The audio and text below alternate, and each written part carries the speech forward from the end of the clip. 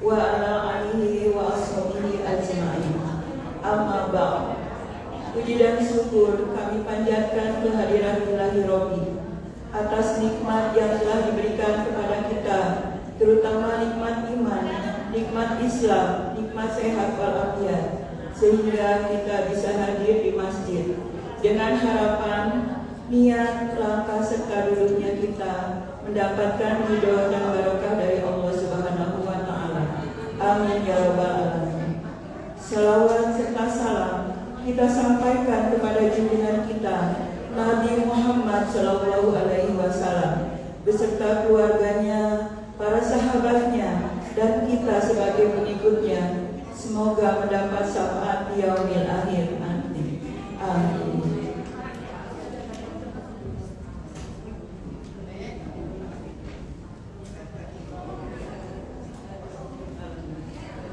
Yang kami hormati Ketua MTKI Masjid Al-Ikhlas beserta jajarannya, para sesepuh, para senior MTKI yang kami banggakan, seluruh jamaah MTKI Masjid Al-Ikhlas yang insya Allah dimuliakan Allah Subhanahu wa Ta'ala.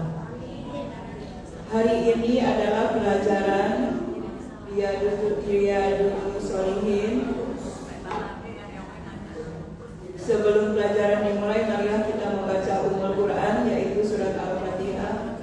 Barokah dari surat Al-Fatihah ini adalah untuk kita semua. Semoga Allah berikan kesehatan yang sempurna, dijauhkan dari segala macam bahaya, musibah dan penyakit-penyakit yang berbahaya, serta dipanjangkan umur kita untuk beribadah kepada Allah Subhanahu wa Ta'ala. Untuk orang tua kita, suami kita, anak cucu kita yang sudah meninggalkan kita, semoga Allah terima amal ibadahnya, diampuni semua dosanya, dan ditempatkan yang terbaik di sisi Allah Subhanahu wa Ta'ala.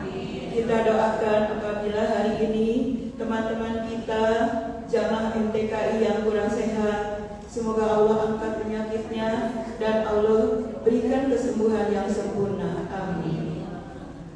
Kita doakan khususon Ibunda Siti Humaidah Nasution binti Bangun Nasution, yaitu dari ibunya Ibu Rita. Yang kedua, Bapak Indra Sudarso bin Sudarso Dirjo Atmojo.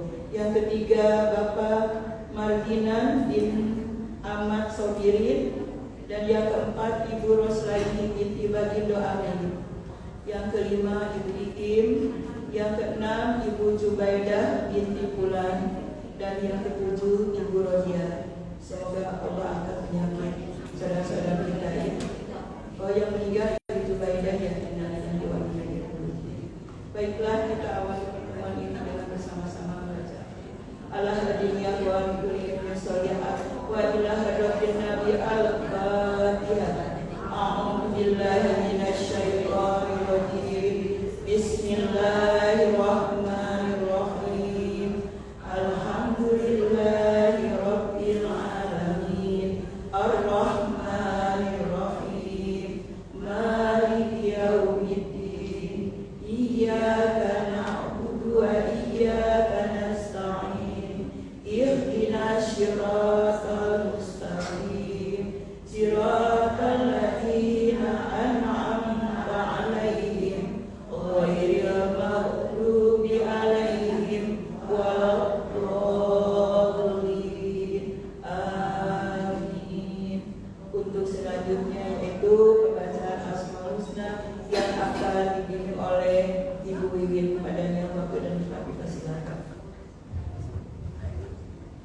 Assalamualaikum warahmatullahi wabarakatuh. Astaghfirullah.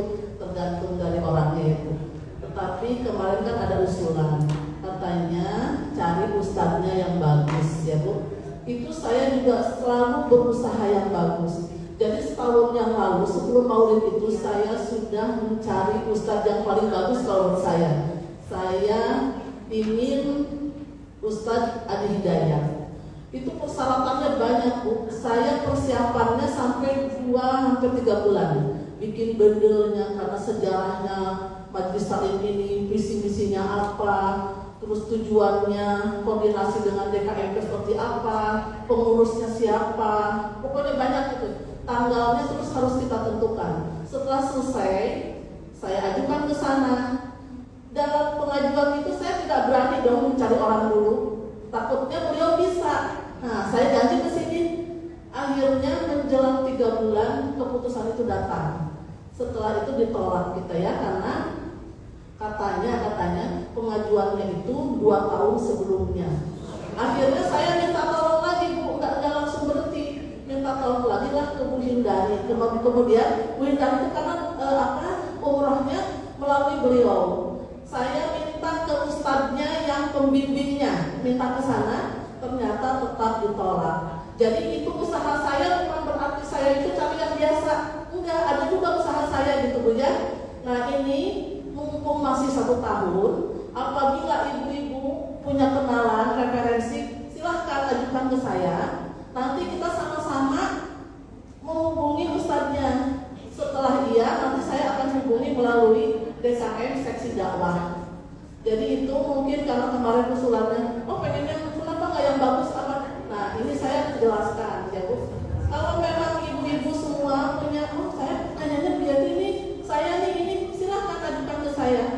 Jadi nanti saya melalui adminnya bisa mungkin terus saya setelah oke, saya serahkan ke seksi dakwah DKM. Biasa prosesnya seperti itu.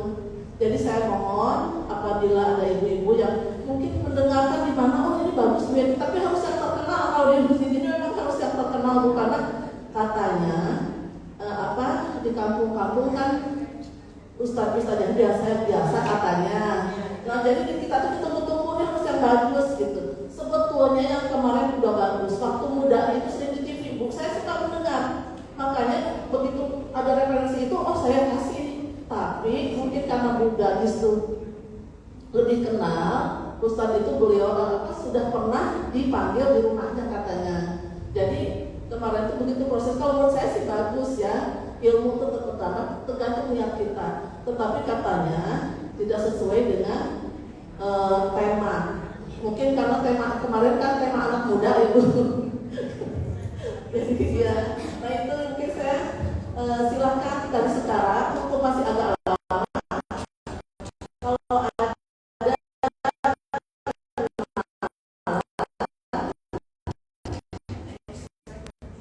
itu bisa ajukan ke saya.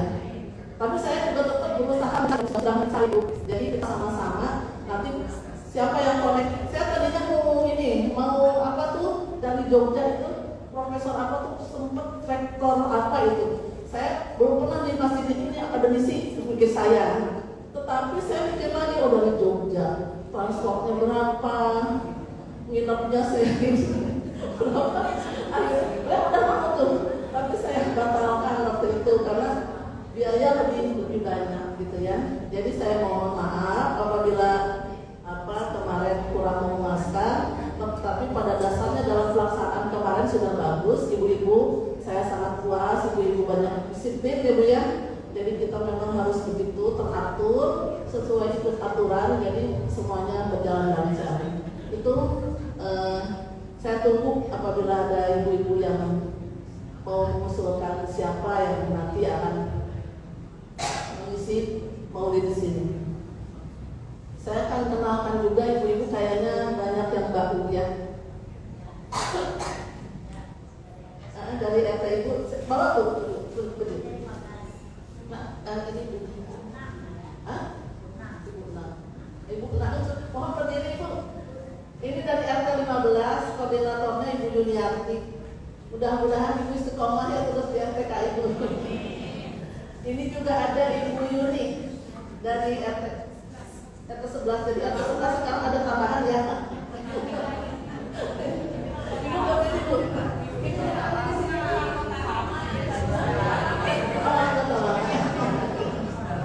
Oh iya, mudah-mudahan sekarang terus ya.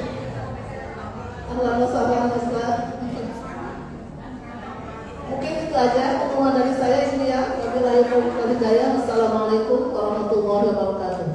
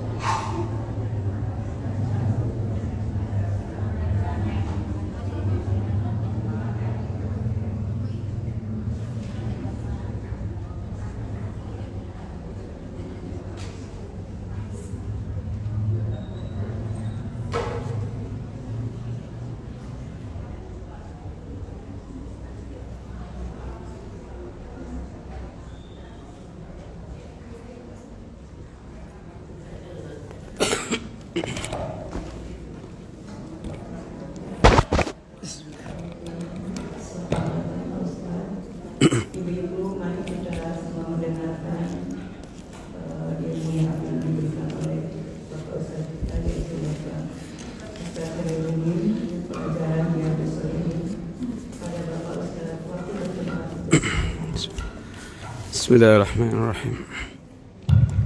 Bismillahirrahmanirrahim. Assalamualaikum warahmatullahi wabarakatuh.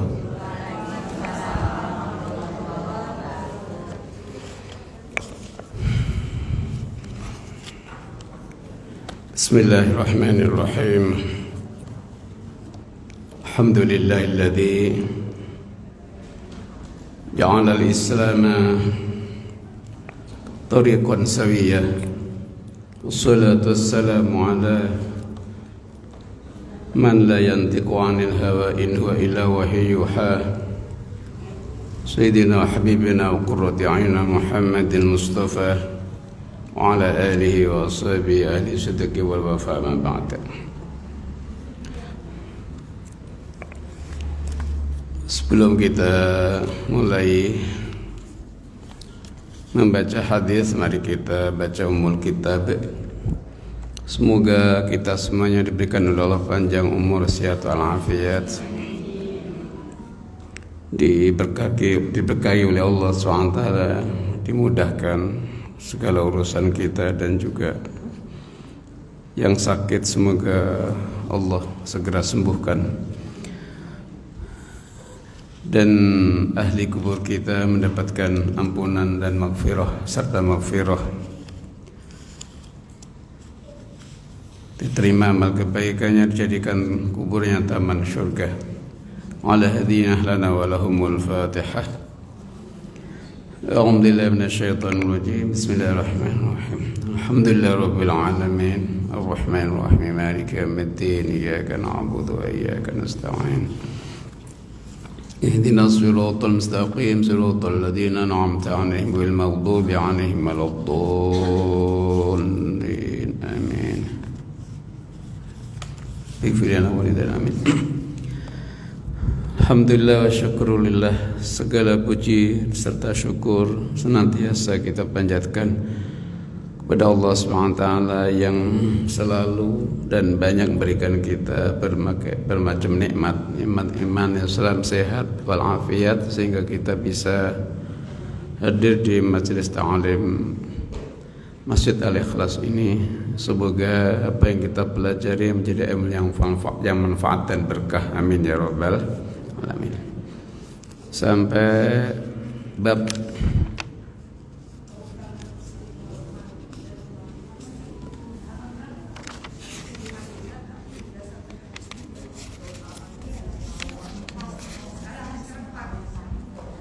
keutamaan muslim.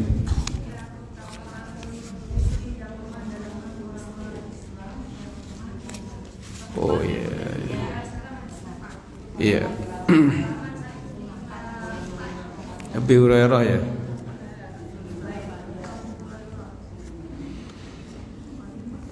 Bismillahirrahmanirrahim. Wa an Abi Hurairah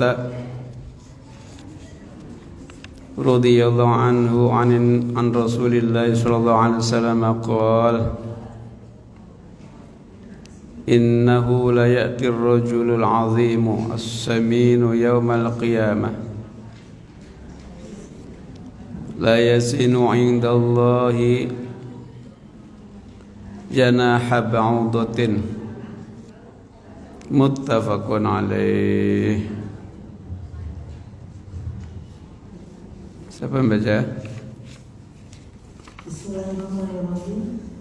Dari Abu Hurairah radhiyallahu anhu, dari Rasulullah SAW, beliau bersabda bahwasanya nanti pada hari kiamat akan datang seseorang yang besar lagi gemuk, tetapi di sisi Allah tidak bernilai walaupun seberat sayap nyamuk. Riwayat Bukhari dan Muslim.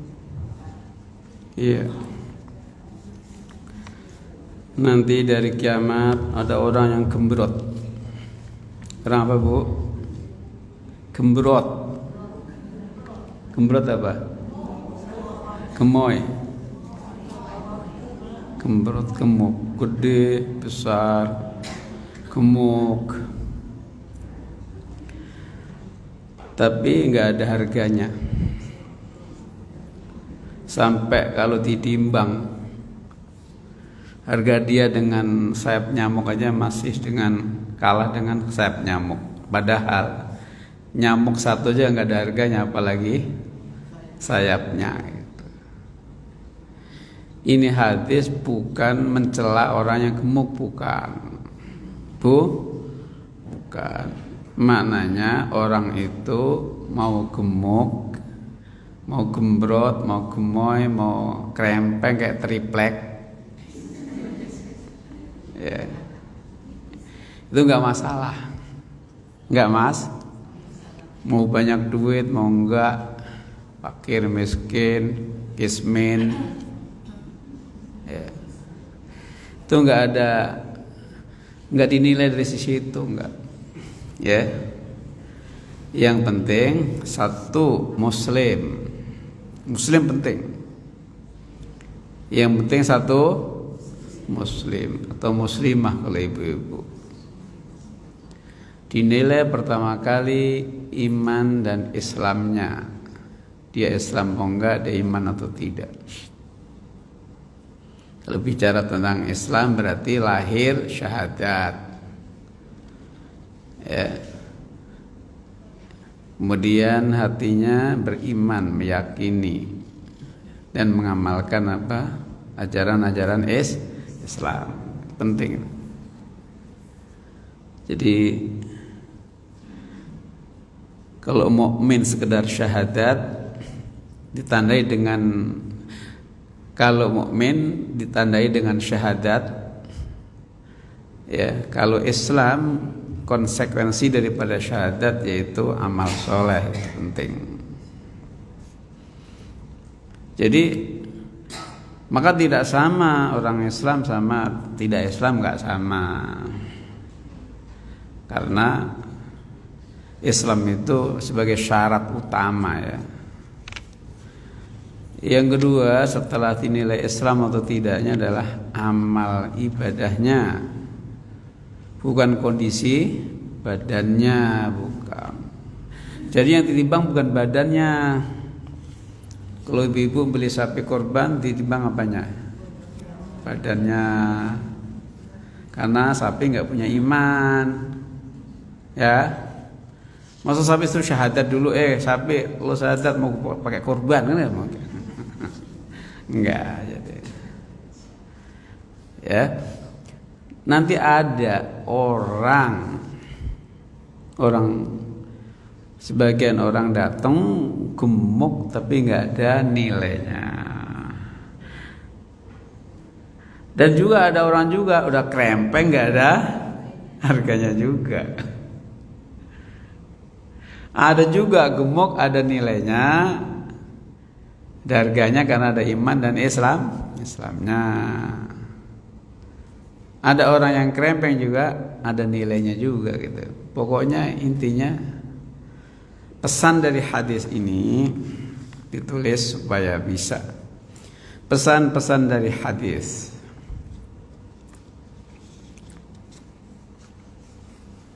Pesan-pesan apa dari hadis. Satu, mana sih? Kok hilang? Ya. Nilai dan harga manusia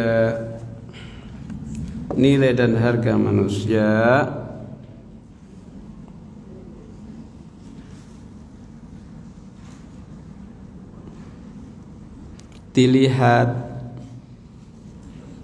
dari iman Islam dan amal solehnya, atau dan amalnya aja, dan amal solehnya boleh, bukan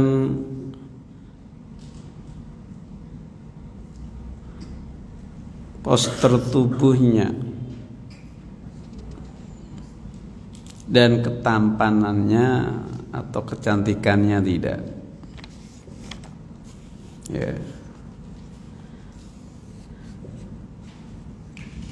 Kalau bisa ya imannya cantik, Islamnya cantik, amalnya juga cantik. Kalau memang pas-pasan, dari sono pas-pasan rupanya ya, yang penting Islam, iman dan amalnya paling pokok itu. Jadi beda-beda nanti di akhir.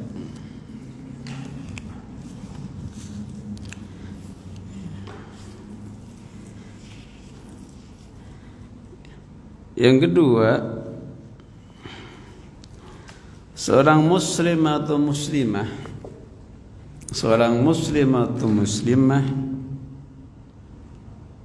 hendaknya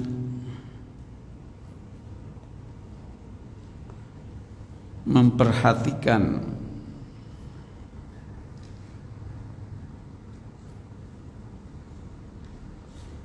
perbaikan hati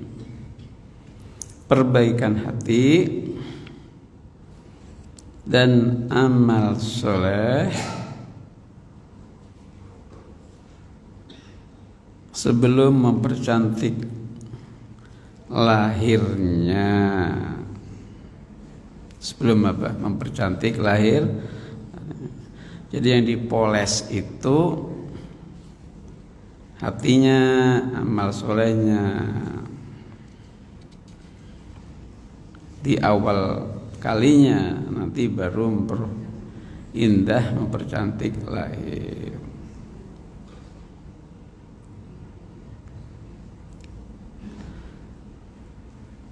Tapi juga jangan bilang mas suami misalnya yang penting hatinya, jangan gitu. Ya. Bau apak nggak apa-apa juga jangan. Maknanya mendahulukan. Nomor satunya iman, Islam dan amal soleh. Barulah lahiriah dipoles sebagus-bagusnya. Itu penting. Kan kita udah tua juga nggak masalah. Apa salahnya orang tua mempercantik lahir setelah iman? Ya.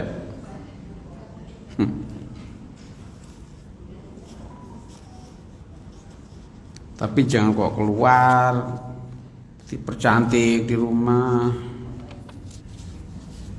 Ya. Tali kutangnya copot mulu misalnya.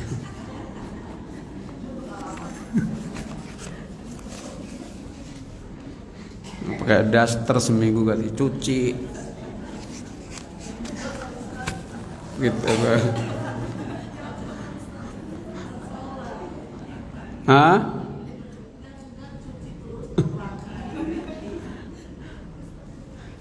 Cuci pakai ringso yang bersih, diwangi-wangiin pakai pewangi,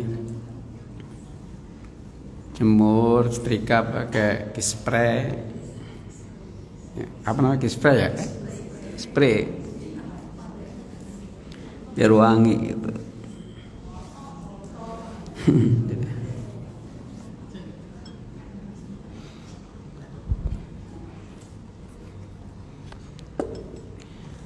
Ya. Dan kalau tidur juga, misalnya kalau keluar pakai baju, pakai celana panjang biar lebih aman.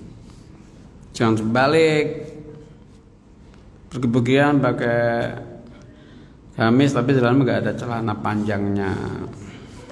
Begitu tidur pakai celana panjang, diikat kenceng lagi. Kan Nah,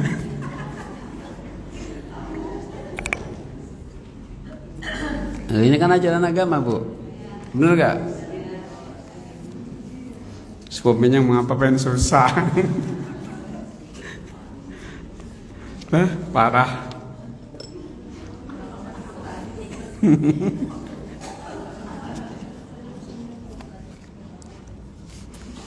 Enggak pengalaman pribadi sih. Ini kan ngasih tahu. Tahu.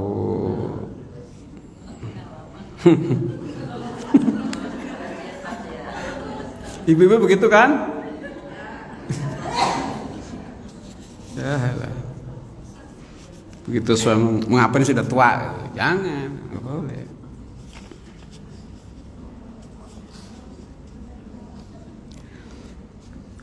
Ibu kalau nyari kelapa yang tua apa yang muda? Hah? Kelapa itu diparut tuh loh, mau nyari yang tua apa yang muda? Kecuali bakal botok lo ya. Kalau bakal botok nyari yang muda. Kalau tua nggak enak. Kalau bakal nyayur kan nyari yang tua. Santannya banyak. Jadi kelapa itu semakin tua santannya semakin banyak. Iya. Itu laki-laki, kalau perempuan beda. Semakin tua semakin nggak ada.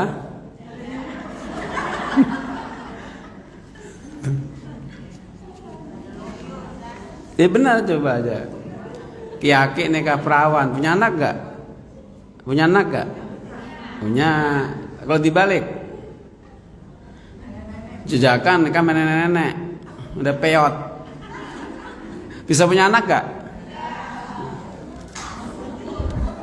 Cuman 2 orang doang yang nenek-nenek punya anak. Satu istri Nabi Ibrahim, yang kedua istri Nabi Zakaria. Setelah itu udah nggak ada lagi. Udah kan begitu di Al-Quran. Lo betul nggak sih? Di Al-Quran begitu. Ketika Sarah melihat Hajar kok punya anak, dia iri kan, udah tua. Hampir umur 100 tahun, hampir sekitar 90 tahun. Dikabarin, ya istrimu Ibrahim lagi ngandung. Jawabnya apa? Si Sarah heran dia, ya. Jadi dia heran sekali.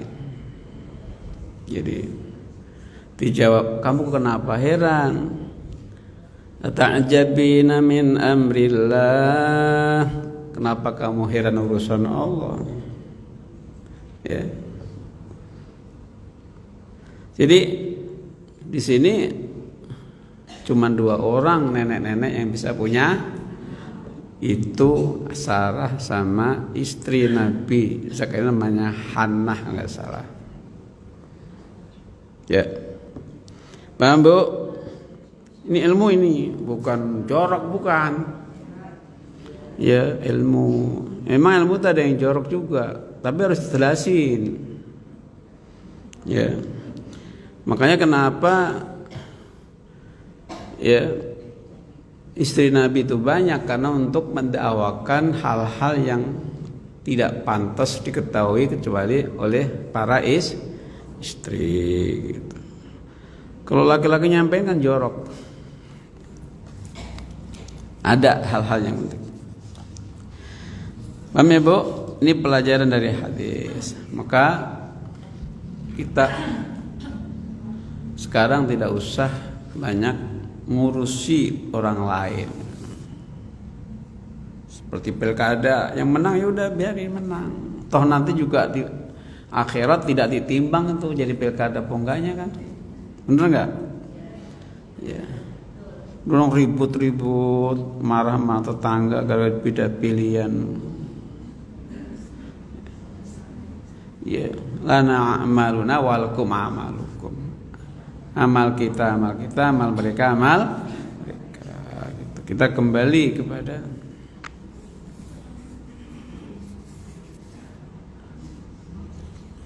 ya.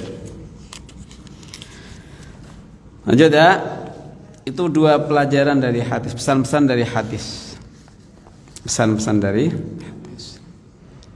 Wa anhu anna imra'atan saudaa kanat taqumul masjida aw syabban fafaqadaha aw faqadahu Rasulullah sallallahu alaihi wasallam fasala anhu aw anha aw anhu faqalu mata qala afala adantumuni bihi faka'annahum sagharu amraha aw amruhu faqala dulluni ala qabrih fadalluhu fasalla alaihi thumma qala inna hadhil qubura mamlu'atun dulmatan ala ahliha fa inna Allah ta'ala yunawwiruha lahum bisolati alaihim muttafaqun alaih. Ya Bu, baca Bu. Bismillahirrahmanirrahim. Dari Abu Hurairah radhiyallahu anhu bahwasanya ada seorang perempuan hitam atau seorang pemuda yang biasa menyapu masjid tidak terlihat oleh Rasulullah SAW. Maka beliau mempertanyakannya. Para sahabat mengatakan bahwa orang yang telah mati. Beliau bertanya, kenapa kamu sekalian tidak memberitakannya kepadaku? Seakan-akan para sahabat menganggap remeh pekerjaan orang yang biasa menyapu masjid itu. Kemudian beliau bersabda, tunjukkanlah kepadaku di mana orang itu dikubur. Para sahabat menunjukkan kuburnya. Kemudian beliau salat untuknya dan bersabda, sesungguhnya kubur ini penuh dengan kegelapan bagi penghuninya, dan sesungguhnya Allah Ta'ala meneranginya karena salahku atas mereka. Riwayat Bukhari dan Muslim. Iya. Sebelum saya sampaikan pelajaran-pelajaran dari hadis, saya terangkan terlebih dahulu tentang penjelasan secara global atau penjelasan hadis ini secara global. Dulu ya Rasulullah ada perempuan Afrika. Perempuan mana Bu? Hitam mana ya? Atau pemuda ini, apakah yang tukang nyapu masjid itu perempuan yang hitam tadi atau pemuda? Jadi rawinya ragu. Pembawa hadis ragu apakah perempuan atau laki-laki. Ya. Nah, begitu lama kok nggak kelihatan, Nabi nggak ngelihat ini orang kemana, ya, perempuan tukang nyapu masjid kemana atau laki-laki tukang masjid mana, anak muda itu. Mereka sahabat menjawab, sudah meninggal ya Rasulullah. Loh, kok kalau meninggal kenapa kalian nggak beritahu aku? Ngasih tahu. Ini berarti kalau ada yang meninggal itu sunnahnya diumumin di masjid misalnya. Di sini begitu nggak? Iya. Bapak ada yang nggak boleh. Ada yang nggak boleh. Nabi nggak dikasih tahu, diem-diem. Nabi tanya kenapa nggak kasih tahu saya? Artinya pentingnya dikasih tahu supaya pada tak ziyadah nyolatin itu loh. Ini baca hadisnya bid'ah mulu sih jadinya nggak ngerti gini-gini. Dikit-dikit bid'ah, dikit-dikit bid'ah. Akhirnya nggak ngerti kata ini. Makanya kalau baca hadis jangan selalu bab bid'ah, jangan. Seakan-akan sahabat itu nganggep remeh apa tuh? Nganggep kecil karena timbang merebot masjid, timbang tukang nyapu masjid gitu loh. Seakan-akan. Ini zaman sahabat udah terjadi begitu ya. Jadi kalau sekarang nganggep kalau orang kecilan itu orang kecilan ini nggak usah takziah, nggak usah nyolatin gitu kan ya. Itu memang dulu juga pernah terjadi begitu. Tapi diingetin Rasul akhirnya nggak gitu lagi gitu loh. Kalau sekarang kan bablas. Sekali nganggep orang kecil itu kecil ya lanjut gitu masa itu. Kalau sahabat langsung berhenti, artinya nggak begitu lagi. Akhirnya Nabi bilang, "Daluni, tunjukin aku mana kuburannya." Mana kubur? Tanya. Akhirnya sahabat nunjukin di kubur di mana. Nabi datang, Nabi nyolatin di kuburan. Berarti nyolatin jenazah bagi orang nggak ada kesempatan atau ketinggalan itu hukumnya boleh. Ada yang tidak boleh padahal Nabi melakukan, hadisnya sahih. Ya, karena Bukhari Muslim kan sahih hadisnya. Ketika Nabi sholat selesai, Nabi bersabda, kuburan ini mamlu'atun dulmatan. Kuburan itu ibarat tempat di dunia ini, tempat yang nggak ada lampunya. Antara lampunya mati, gelap gulita.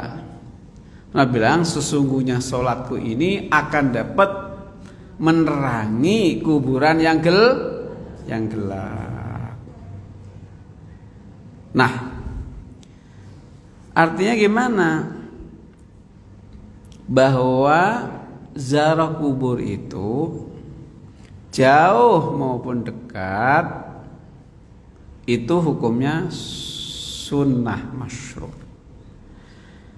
Kan kelompok lain kan nggak boleh pergi ke Madinah yang niatnya ziarah ke Nabi, kan nggak boleh bilang. Mestinya ziarahnya masjid aja. Lah. Sekarang kita tanya, Masjid Nabawi dengan Nabi itu mulia mana? Halo? Hah? Jangan ragu dong. Muliaan mana masjid sama Nabi? Nabi. Ya. Mulia karena agama ya. Berarti berkunjung kepada orang yang alim. Di situ ada orang alim. Ya, ada orang enggak. Mestinya yang dikunjungi orang alim. Orang yang enggak alim ke bawah, bukan kok yang di bawah orang alim yang dikunjungi. Makanya ziarahnya tetap ziarah Nabi. Kalau ziarah Nabi nanti pasti adalah ziarah masjid.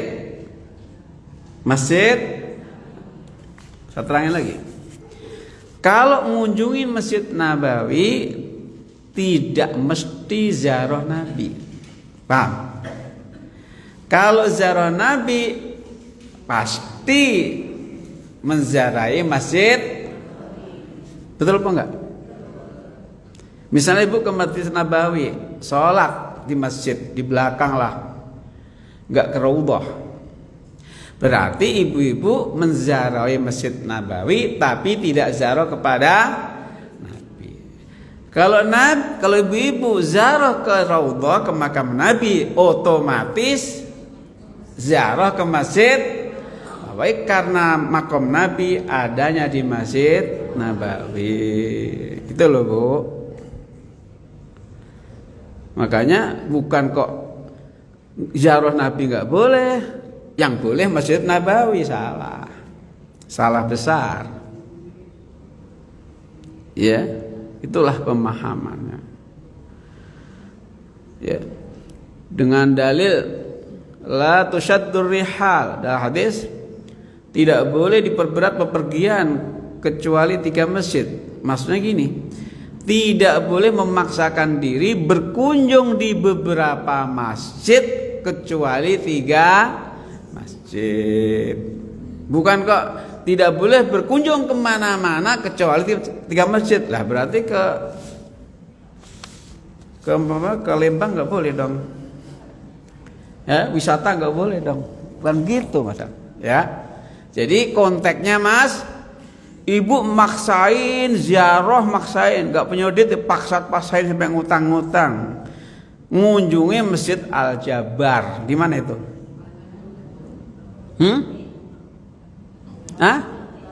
Di Bandung, maksain padahal nggak mampu. Punya duit pas-pasan untuk jajan cucunya, tapi ibu maksain ngikut. Itu nggak boleh. Tapi kalau ibu maksain mau ke ziarah ke sana, masjid Haram atau Masjidil Haram atau Nabawi atau Al-Aqsa itu boleh. Ya maksain gitu, mabung, serius lah. Itu boleh. Di konteksnya masjid. Makanya jangan salah paham. Mengunjungi Rasulullah pasti mengunjungi masjid karena Nabi berada di Masjid Nabawi. Mengunjungi Masjid Nabawi belum tentu mengunjungi masjid Rasulullah karena masjid itu terlalu luas. Ya. Itu. Makanya kita boleh ya kalau kita ke Madinah niatnya ziarah kepada Nabi karena lebih mulia daripada masjidnya. Dan keberadaan masjid itu sebabnya keberadaan Nabi. Kalau tidak ada Nabi, tidak ada masjid. Kalau gak ada masjid, tetap ada Nabi itu. Paham Bu ya? Jadi alhasil bahwa ziarah kubur itu kemana-mana itu boleh, jauh maupun dekat, ya jauh maupun bukan dilarang. Dengan alasan musyrik, siapa yang musyrik? Nggak ada orang niat nyembah kubur, yang ada doain yang ada di kuburan. Ya, paham ya Bu? Ini tentang apa? Sekarang pelajaran atau pesan-pesan dari hadis. Pesan-pesan dari hadis. 1.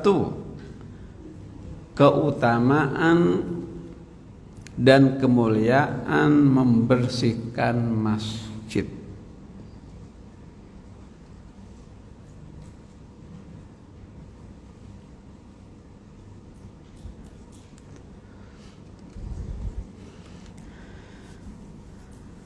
Sekalipun hanya membuang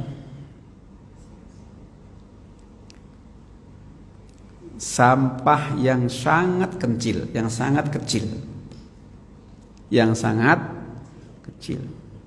Misalnya ibu-ibu lagi sholat, kok ada misalnya apa ya bekas kayak siwak misalnya jatuh kecil ya, sewiran apa gitu, ya. Atau sawang atau apa, sekecil mungkin, itu adalah suatu perbuatan yang sangat mulia. Ya, kan suka ada yang kelewatan ya, apa namanya, kotorin masjid. Kemudian yang kedua, diharamkan mengotori masjid sekalipun dengan sesuatu yang sangat kecil, seperti bekas garukan badan, garuk-garuk badan itu biasa yang rontok apa Bu? Ibu misalnya kakinya gatal, digaruk-garuk kakinya, kakinya digaruk-garuk, yang gatal kaki kan ada apa itu? Terkulek lah, kulit kecil-kecil, betul apa enggak? Itu haram hukumnya, nggak boleh. Apalagi ngupil masjid, lebih gede lagi ngupil di masjid. Sambil dengerin ceramah ya kan, ngupil, ngupilnya jatuh di situ. Itu dosa, nggak boleh itu. Jadi sebagaimana yang sekecil mungkin kita buang adalah ada pahalanya, maka ya sekecil apapun yang kita jatuhin ke masjid dengan sengaja. Kalau garuk-garuk kan ngupil kan sengaja itu hukumnya dosa. Jadi besok-besok jangan ngupil lagi. Halo, memang pernah ngupil? Garuk-garuk itu yang sering garuk-garuk ya, kaki gatel habis banjir kan ya. Habis banjir kan kaki rada-rada gatel, garuk-garuk terkulek lah kulitnya itu kecil-kecil terontok itu. Gak boleh itu. Ibu pernah begitu Bu? Sekali-kali? Hah? Kaos kaki ya. Kan kalau gatel kan dibuka dikit gini itu, buka terus gini-gini kan bisa saja. Iya, kan gatel nih, agak ke atasan dikit gatel, kita giniin, Enak banget ya, nikmat banget. Ternyata ada yang jatuh di rontok. Dosa itu nggak boleh itu. Masya Allah. Islam sampai begitu ya. Ya, makanya kalau kenapa saya harus nyopot sendal gitu kan? Kok gereja enggak gitu? Kalau di gereja kan nggak nyopot sepatu kalau masuk ya? Copot nggak? Emang pernah ke gereja? Itu bilang.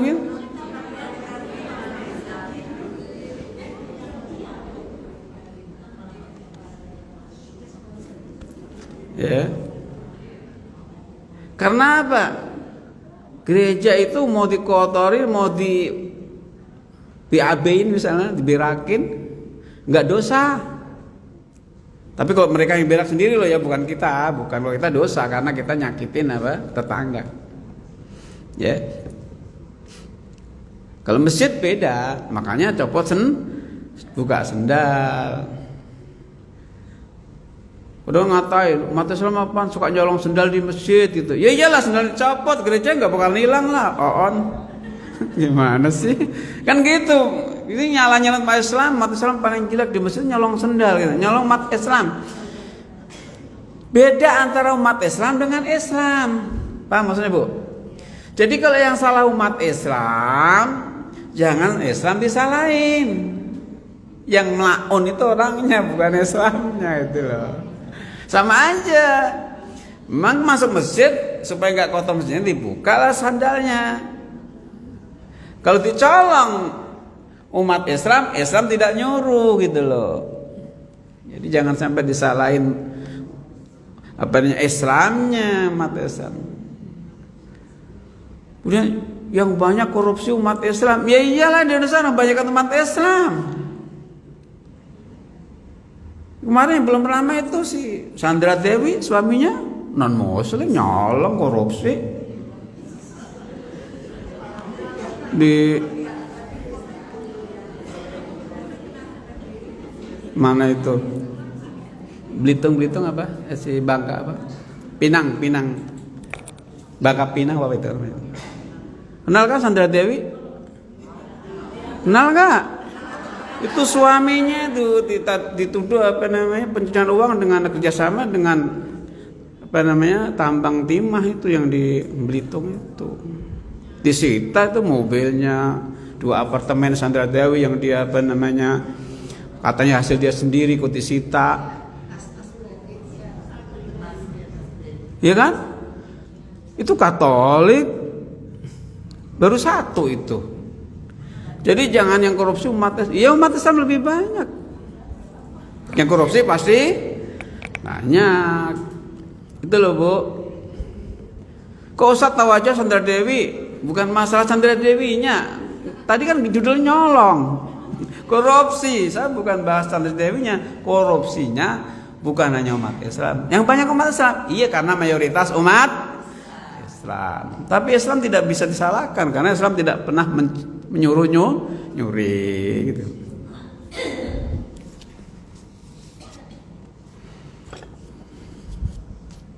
Paham, Bu? Kok sono-sono.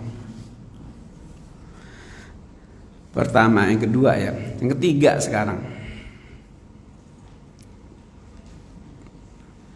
Tawadhu'un Nabi wa su'aluhu 'anil khatim muslim. Ketawaduan Nabi sallallahu alaihi wasallam terhadap orang-orang yang lemah. Ketawaduan Nabi terhadap orang-orang yang lemah. Nabi itu sama orang yang lemah kesian banget itu. Ya. Gak kayak sekarang. Kalau banyak duit dihormat, kurang duit, calon nggak punya duit kagak jadi. Banyak duit jadi ambur-amburin tuh sampai ya gembongnya aja nyebar-nyebarin apa itu jadi. Itu si inisial M itu kan Inisial apa Bu? M. Ikut-ikut. Karena dia punya duit ikut-ikut kampanye. Yang inisial M itu loh, M. Kenal M kan? Siapa? Jangan sebut nama. M. Yang orang Jawa Tengah itu loh. Karena dia banyak duit. Jadi dia. Ya, jadi pokoknya banyak duit jadi aja. Nggak peduli agama itu. Calon agamanya apa? Ya. Yang penting ada duitnya. Dah. Jadi Nabi itu menghargai betul orang yang lemah, yang ahli ibadah, termasuk orang pembersih masjid.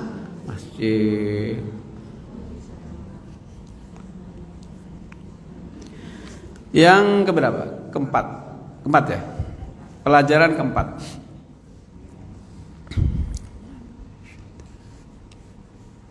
Himbauan untuk mendatangi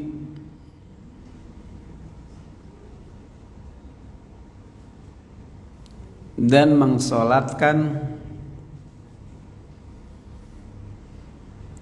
orang-orang yang baik, yang mensolatkan jenazah orang-orang yang baik.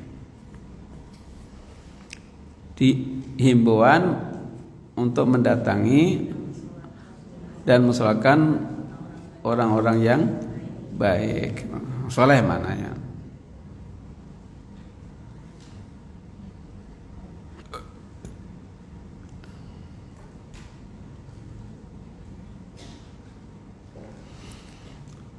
Serta disunahkan mengsolatkan setelah dikubur bagi orang yang tidak sempat mengsolatkannya, atau bagi orang yang tidak sempat mengsolatkan sebelumnya gitu ya. Jadi imbauan mendatangi orang-orang yang himbauan mendatangi dan apa tadi? Mensolatkan jenazah orang-orang yang baik, serta mensolatkan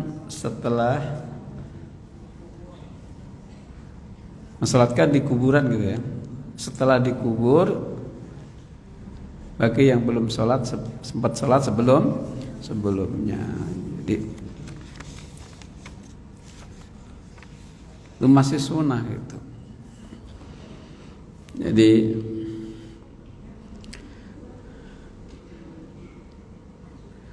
saya tambahkan, itu pelajaran penting. Dan boleh sholat di dalam masjid, silakan. Yang keberapa ini? Kelima ya? Hah? Yang kelima. Dan boleh sholat di dalam masjid yang di belakang masjid terdapat kuburan.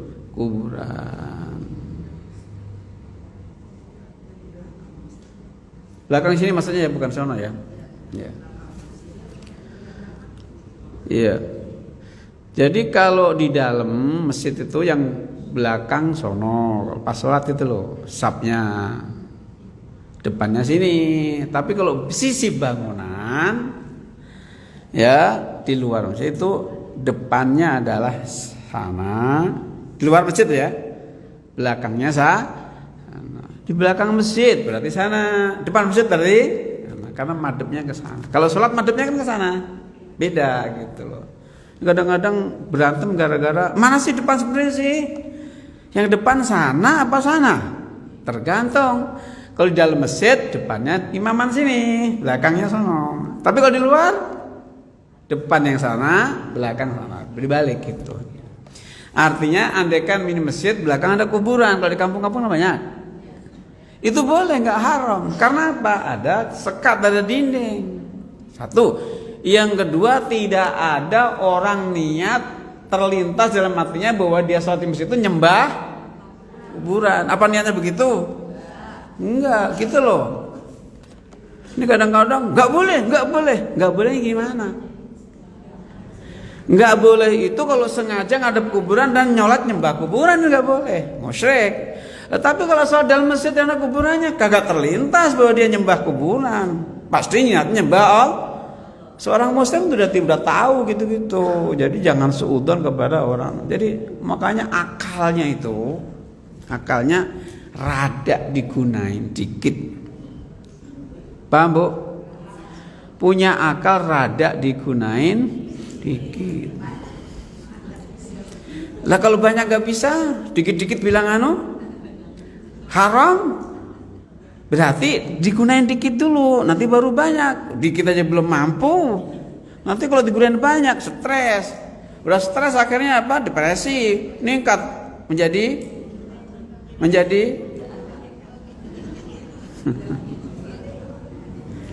itu loh, Bu. Jadi kalau baca dalil yang utuh, jangan asal-asal sepotong itu. Makanya ngaji dari orang lain itu penting.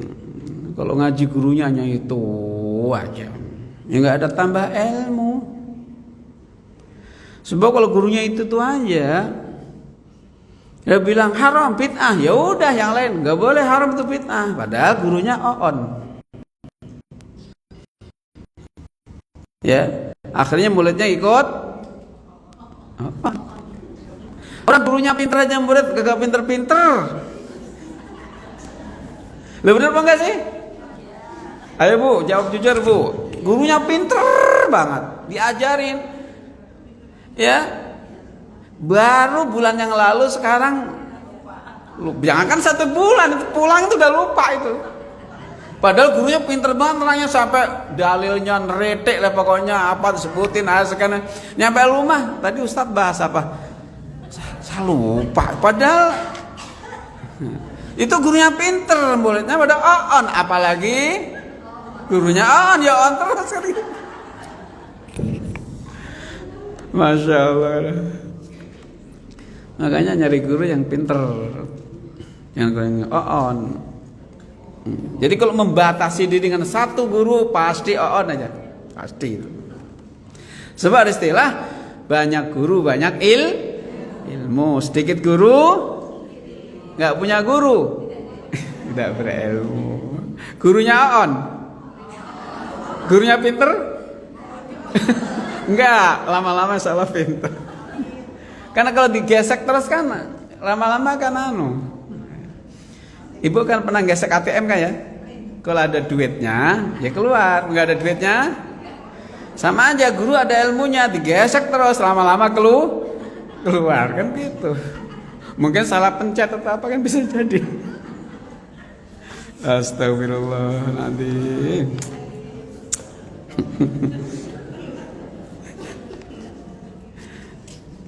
Lanjut ya Bu, sampai 10:30 ya. Jadi lama dikit gak apa-apa. Betah kan masih? Betah.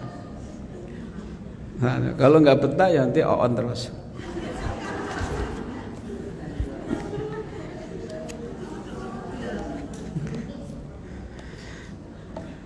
Dah, satu lagi. Wa anhu qala Rasulullah sallallahu alaihi wasallam rubba ash'atha aghbara madfu'in bil abwabi law aqsama 'ala Allahi la abarrahu rawahu Muslimun. Satu lagi hadis. Bismillahirrahmanirrahim. Dari Abu Hurairah radhiyallahu anhu berkata, Nabi sallallahu alaihi wasallam bersabda, banyak orang yang kusut dan semua pintu rumah tertutup buat dirinya, tetapi bila ia berbuat baik kepada Allah, niscaya Allah menganggap bagus orang itu. Riwayat Muslim. Ini hadis luar biasa. Tidak sedikit orang yang asy'ath. Asy'ath ini apa tadi? Terjemahnya apa? Ibu? Tadi apa terjemahnya? Kalau saya terjemahnya dawul. Rambutnya dawul. Kenal dawul enggak, Bu? Ya kusut itu maknanya sisiran nggak sempet. Tapi ini jangan dipakai loh, Bu, ya. Jangan dipakai di hadapan suami, ini nggak boleh itu. Ini ada orang begitu, ya. Al-baro, kotor itu bukan najis, bukan, nggak mesti najis. Maksudnya itu, ya Allah, mukanya itu udah banyak debunya, banyak apanya gitu ya. Udah. Ya. Ini jangan ditiru, ini maksudnya itu ada orang begitu, ini laki-laki juga. Matmu'in belabwab. Saking kismennya. Apa? Itu kalau baru apa dilihat dari depan pintu orang yang punya rumah langsung tutup, jangan masuk dia. Jijik. Jadi saking miskinnya itu orang tetangganya nggak nganggep kalau dia masuk, jangan masuk, nggak level. Pokoknya setiap orang apa masuk rumah orang pun nggak tertutup lah, nggak. Bagi dia itu nggak ada kesempatan ngobrol tuh dia. Mananya apa buahnya pintu, orang ngobrol sama dia itu segen. Ya, sarungnya yang dipakai itu ngeper, goyang-goyang ngeper. Kenapa? Ya, sarung-sarung yang harganya murah itu yang 40.000, 30.000 itu kan ngeper itu. Kalau sarungnya 1.500.000 juga ngeper. Wadi mah paling 80.000. Lumayan. Atlas yang bagus yang mirip BHS itu 500.000. Oh, BHS kan minimal 1 juta. Ada 3 juta sana. Gajah mungkur itu bis itu. Bukan sarung. Ya, Gajah mungkur itu bis jurusan selatan sana, Bu. Kok gajah mungkur, gajah duduk, gajah diri yang ada. Siapa tadi bilang gajah mungkur? Rupanya daerah selatan sana ya. Ya Allah ya Karim. Gajah mungkur. Itu bangsanya bis, gajah mungkur, Ramayana, KYM Haryanto, Santika, Sahala, Agramas, ya, Gunung Mulia, Rosalia Indah, ya,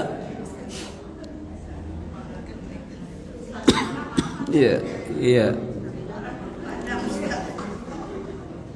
Gunung Harta, ada Gunung Harta, apalagi banyak lah. Iya itu jauhan, saya nggak orang Padang ya. Ada yang Sinar Jaya yang banyak mobilnya.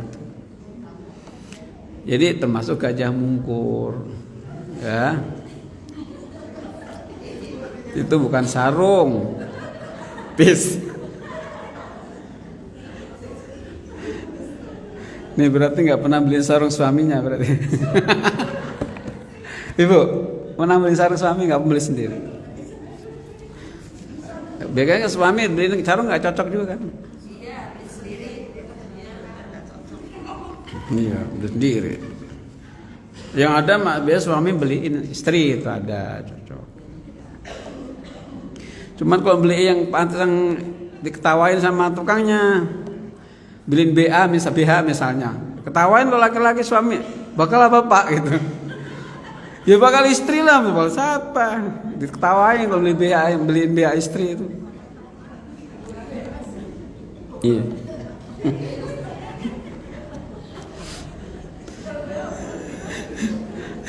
Ada ya Allah kan. Jadi ditolak ke sono kemari saking miskinnya ya Bu ya. Rambutnya kusut, badannya kumuh ya kan. Sono nggak mau diajak ngomong, nggak ajak ngomong gitu.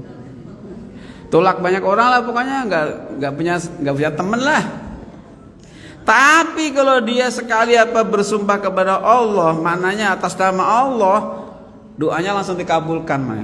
Misalnya gini, misalnya dia dihina orang, saking miskinnya, demi Allah nanti kamu akan, misalnya mudah-mudahan kamu akan mengalami nasib yang sama seperti saya. Jadi bener nggak lama itu. Makanya hati-hati ya, sumpahnya orang yang lemah, yang miskin dihina itu hati-hati itu. Kebalik. Mana lah baru kalau dia sumpah nyumpahin dia, langsung Allah kabul itu. Kan banyak filmnya itu, awalnya dihina orang, tiba-tiba terbalik, ya kan? Hah? Kenapa? Lah kalau dia dihina terus seperti misalnya tadi dihina ya, dia membalas, nggak dosa kalau dia membalas lah ya. Tapi kalau tiba-tiba tiap orang yang punya disumpahin dia dibaik-baikin orang ya nggak boleh. Dalam rangka membalas itu boleh, cuman afdolnya jangan gitu. Nanti bakal tabungan di akhirat kebaikannya, dapat kebaikan dari orang yang suka ngina tadi itu loh. Ini lebih utama tentunya, lebih bagus. Namanya orang miskin yang sabar itu pahalanya surga gitu. Ya. Pelajaran dari hadis. Satu, hampir kayak tadi ya. Sungguhnya Allah memandang manusia kayak tadi hampir ya. Sungguhnya Allah memandang manusia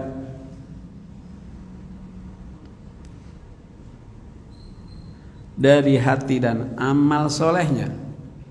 Kayak tadi sama, bukan bentuk tubuhnya.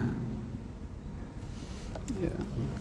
Kadang-kadang iya.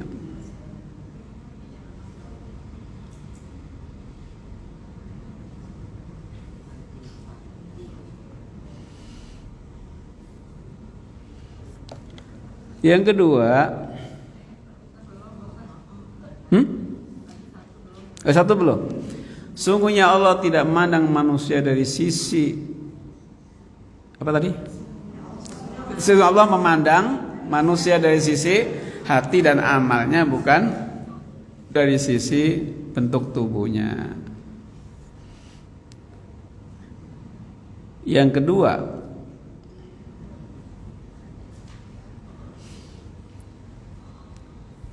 ukuran manusia baik itu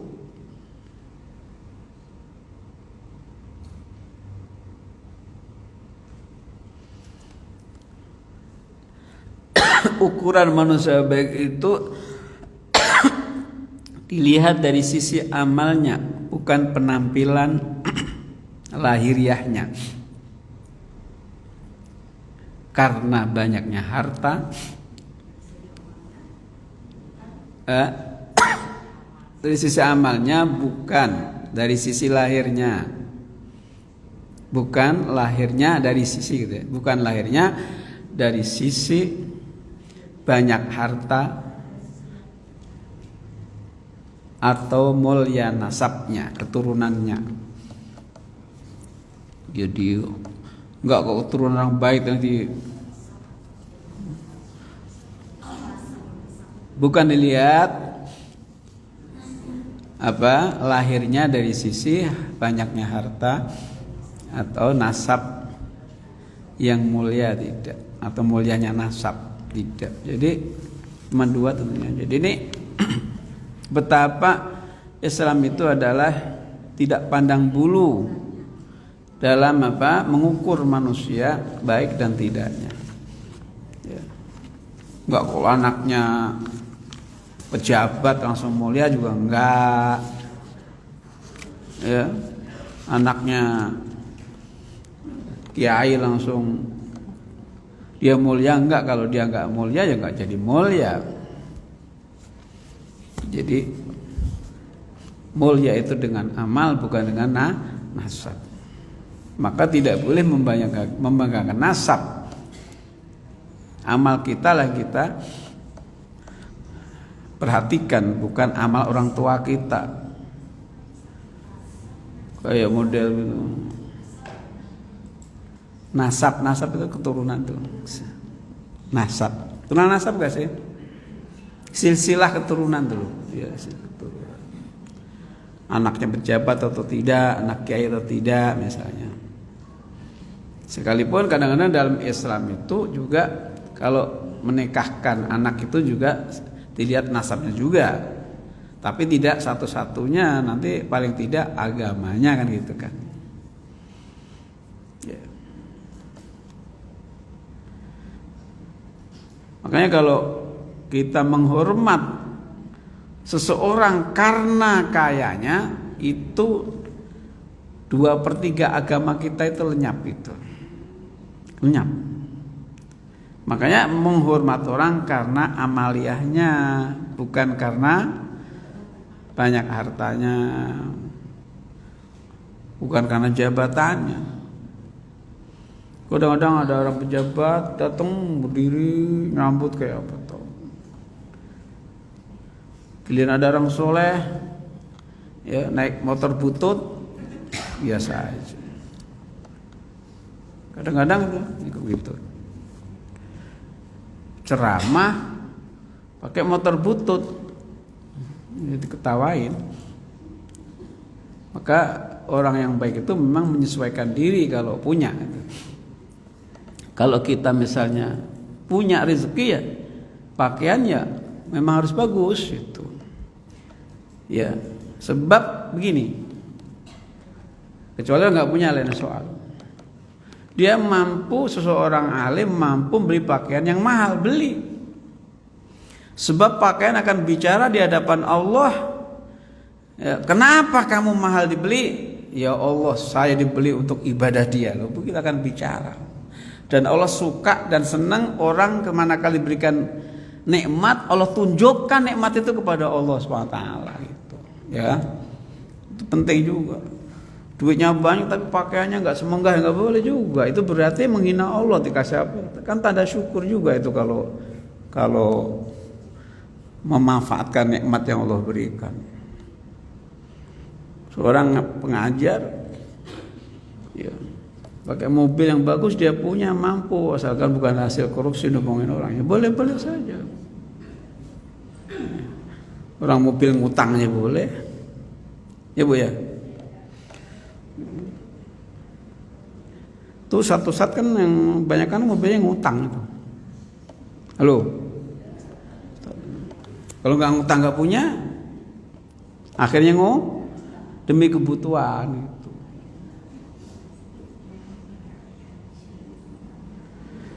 Ya. Paham ya Bu? Ini tentang apa? Hadis ini banyak pelajaran tentunya bagi kita. Ada berapa hadis tadi? Ini nanti ada hadis. Insyaallah nanti akan kita lanjutkan lagi ya Bu ya. Insyaallah. Mungkin kita buka pertanyaan sampai nunggu 10:30. Jangan bergegas, kalau saya nggak akan selesaiin kalau nggak 10:30. Hah? Ya. Assalamualaikum warahmatullahi wabarakatuh. Waalaikumsalam warahmatullahi wabarakatuh. Ustaz, ada namanya uzur syar'i ya Ustaz. Itu apa tuh maksudnya? Terus kalau kita bepergian, misalkan jaraknya sekitar 84 kilo ya, apakah itu harus pakai mahram kalau perempuan gitu Ustaz? Ya. Satu mahram itu berapa? Apa misalkan saya pergi, apa saya harus ada satu mahram laki-laki, nanti kan lain lagi? Apa laki-laki Iya. Terima kasih. Undur syar'i itu undur yang disebabkan karena agama. Misalnya begini, sholat ya, kan misalnya duhur harus apa?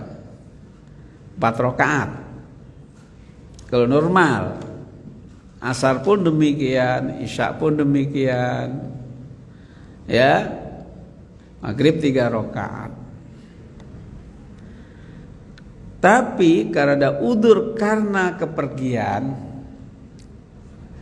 syar'inya kepergian itu adalah mubah, pepergian yang mubah, bukan karena maksiat. Karena silaturahim, karena wisata rohani misalnya, karena ziarah. Bukan kok bepergiannya yang karena maksiat. Memang ada bepergian maksiat, ada. Dia mau pulang kampung, mau ngelabrak saudaranya gini-gini, mau marahin orang, kan memang gak syar'i. Itu gak boleh qasar sholat. Paham? Dan syari itu berarti agama, udzur secara agama. Dan syaratnya juga jarak tempuhnya harus minimal 80 kilo. Kurang dari itu enggak syar'i namanya. Sekalipun ini khilaf antara ulama ya, tapi itu syar'i. Itu boleh qasar salat, syar'i nah. Ya.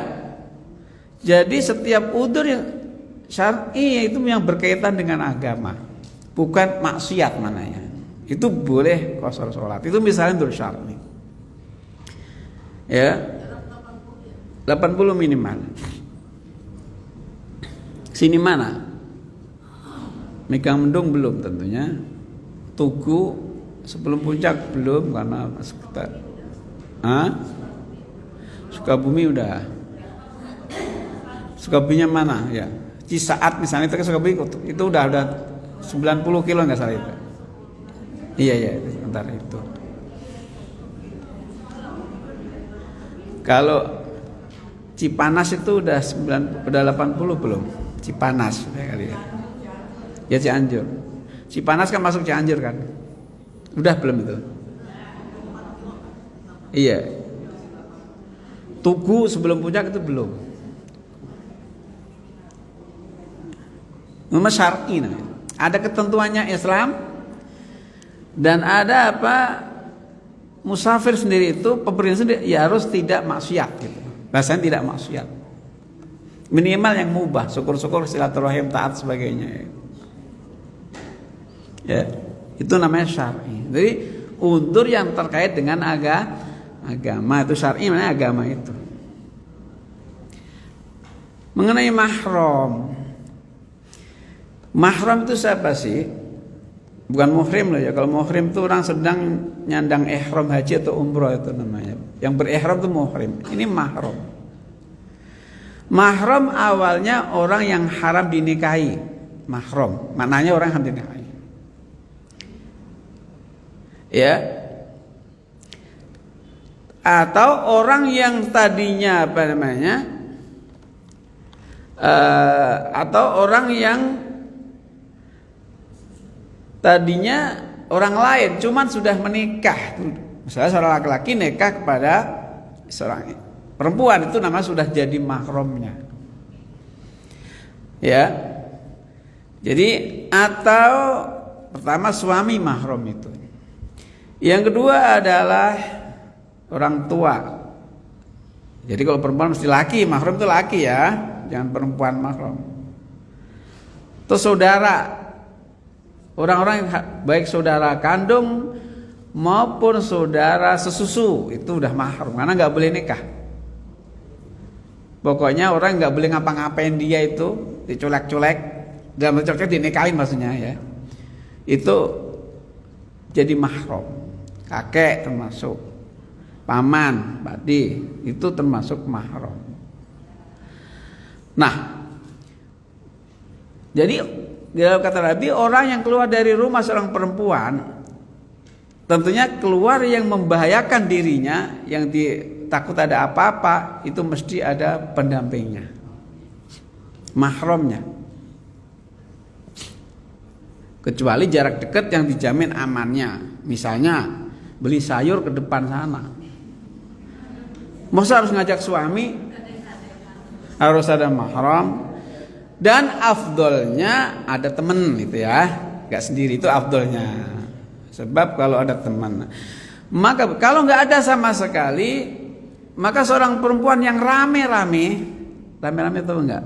Misalnya ziarah atau kemana, perempuan tok, dan pasti dijamin aman, itu sudah cukup tanpa mahram, karena rombongan itu akan mengalahkan orang yang jahat.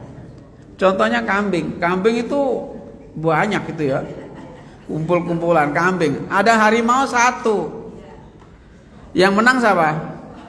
Kambing. Takut juga, waduh mau gua mangsa dia banyak kali. Sama aja ada laki-laki pengen jahatin apa ibu-ibu gitu, waduh pikir-pikir gitu loh Bu. Jadi tujuan mahram itu untuk mengamankan dalam perjalanan. Nah, namun demikian ya, nanti dibikinlah seorang amirah, pemimpin. Siapa PC dalam perjalanan? Itu mesti ada pemimpinnya. Tour leader misalnya. Tour leadernya. Itu mesti ada tour leader. Bahkan 2 orang pun ada yang jadi tour leader. Yang satu taat, yang satu apa? Tapi kalau tour leader nggak benar ya diingetin gitu. Makanya tour leader yang ngerti gitu. Iya, jadi tour leader sama mahram beda tentunya. Ya.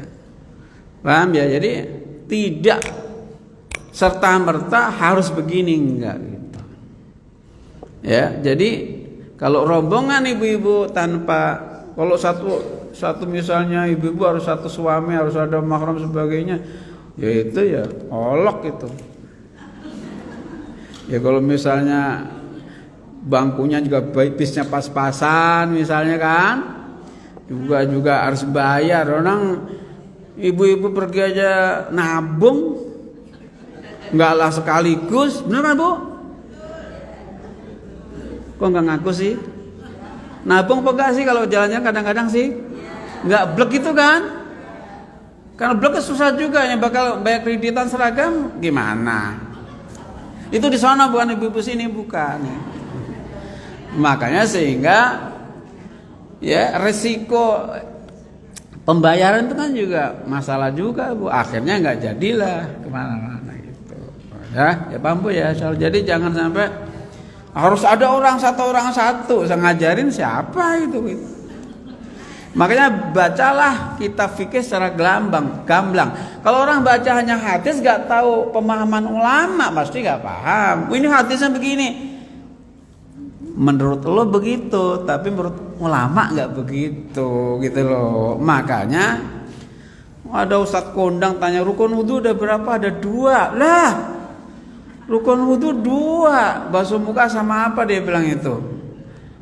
Doktor tamatan Madinah, orangnya jenggotan, bayangin aja tuh. Itu nggak paham rukun wudu. Di Al-Quran aja surah Al-Maidah ayat 6 itu 5. Karena niat gak disebutin. Ya ayyuhalladzina amanu idza qumtum ilas sholati faghsilu wujuhakum. Pertama membasuh muka. Kalau niat di Al-Quran nggak ada, adanya nanti ayat lain. Innamal amalu bin, itu hadis. Wa ma umiru illa liya'budullaha mukhlishina din, itu namanya niat. Pertama niat. Tapi tidak dalam ayat 6. Kedua basuh muka. Ya ketiga 2 tangan sampai siku di Al-Quran itu. Keempat ngusap kepala. Yang kelima basuh 2 kali sampai mata. Yang keenam tertib gak ada dalilnya. Dalilnya apa?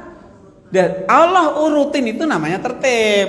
Ditambah berarti 6 rukun wudu itu. Itu cuma 2. Tayamum iya cuma 2. Ya. Kalau tayamum 2 rukunnya, kalau wudu 6. Menurut Imam Syafi'i, menurut imam yang lain Hambali umur termasuk. Memasukkan di hidung termasuk. Imam Maliki masukkan gosok-gosok sampai rata masuk. Imam Syafi'i enggak tuh. Cuman 2. Imam mana itu? Imam Samudra. Tuh. Bayangin aja itu. Itu Imam Solihin yang kalah pilkada kemarin, Bekasi kota, Solihin namanya. Itu Imam Solihin, bukan itu, bukan. Paham ya? Makanya jangan sembarangan. Pokoknya kalau ngaji sama yang ngerti dah, biar nggak on. Paham Bu ya? Sampai sini kajian kita, semoga semuanya panjang umur, sehat walafiat, duitnya banyak, kenceng amat, dimudahkan oleh Allah SWT, dibukakan jalan keluar dari kesulitannya, diberkahi oleh Allah Ta'ala, keluarganya barokah ya, semuanya dimudahkan, tetap iman Islam, husnul khotimah. Ahli kubur kita diberikan oleh maghfirah, ampunan, diterima amal kebaikan, jadikan kuburnya taman surga. Yang sakit ya Allah, semoga Allah sembuhkan, barokahnya. Al-Fatihah. Bismillahirrahmanirrahim. Alhamdulillahi rabbil alamin, arrahmanir rahim, maliki yaumiddin, iyyaka na'budu wa iyyaka nasta'in. Ihdinas siratal mustaqim, siratal ladzina an'amta 'alaihim ghairil maghdubi 'alaihim waladdallin. Amin. Allahumma bihaqqil Fatihah wa bisirril Fatihah wa bijahil Fatihah wa bikaramatil Fatihah, mujizatil Fatihah wa bihikamil Fatihah, nas'aluka ya Allah an tataqabbala ma bihi da'awnak wa an tu'tiyana ma sa'alnak bi rahmatika ya arhamar rahimin. ربنا آتنا في الدنيا حسنة وفي الآخرة حسنة وقنا عذاب النار. ربنا تقبل منا إنك أنت السميع العليم وتب علينا يا إلهنا ويا مولانا إنك التواب الرحيم. صلوا على سيدنا محمد والحمد لله رب العالمين. Terima kasih, mohon maaf. Subhanakallahumma hamdika asyhadu an la ilaha illa anta astaghfiruka wa atubu ilaik. Wassalamualaikum warahmatullahi wabarakatuh. Kepada Bapak Ustaz yang telah memberikan ilmunya, semoga bermanfaat bagi kita untuk kehidupan kita sehari-hari. Amin. Demikianlah acara hari ini kita akhiri. Kami mohon maaf apabila terdapat kekurangan selama berlangsung. Alhamdulillah. Astagfirullahaladzim.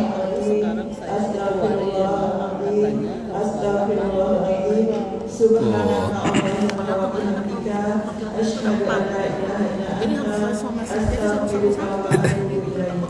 Wabillahi taufiq wal hidayah. Wassalamualaikum warahmatullahi wabarakatuh. Waalaikumsalam warahmatullahi wabarakatuh.